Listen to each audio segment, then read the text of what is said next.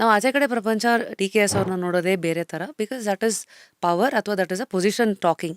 How is he as an individual? I think na appa is a very ambitious and a visionary as a person. ಅವ್ರಿಗೆ ಗೊತ್ತು ಅವ್ರಿಗೇನು ಬೇಕು, ಅವ್ರು ಏನೇನು aim ಮಾಡ್ತಾ ಇದ್ದಾರೆ ಅಂತ. ಬಂದ ಬಂದ ಬಂದ ನೋಡು ಡಿ ಕೆ ಸಾಹೇಬ.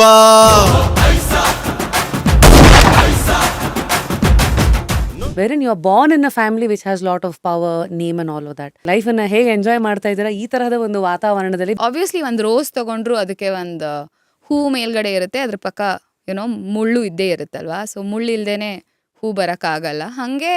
ಬಟ್ ನಾನು ಯಾವತ್ತೂ ಅದು ನನಗೆ ಒಂದು ಮುಳ್ಳಾಗಿ ಬರುತ್ತೆ ಅಂತ ಯೋಚನೆ ಮಾಡಿದವಳಲ್ಲ.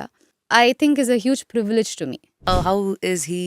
ನಿಮ್ಮ ಅವರ ನಡುವಿನ ಒಂದಷ್ಟು ಬಾಂಧವ್ಯನ ಗಟ್ಟಿ ಮಾಡಿರುವ ಫೌಂಡೇಶನ್ ಬುನಾದಿ ಹೇಗಿದೆ?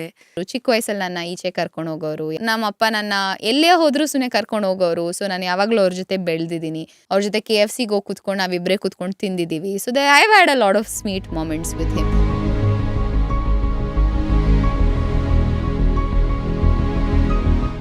ಅವ್ರ 3 ಜನ ಮಕ್ಕಳಲ್ಲಿ ಯಾರ ಜೊತೆನಾದರೂ ಜಾಸ್ತಿ ಟೈಮ್ ಸ್ಪೆಂಡ್ ಮಾಡಿದ್ದಾರೆ ಅಂದರೆ ನಾನೇ ಅನ್ಸುತ್ತೆ.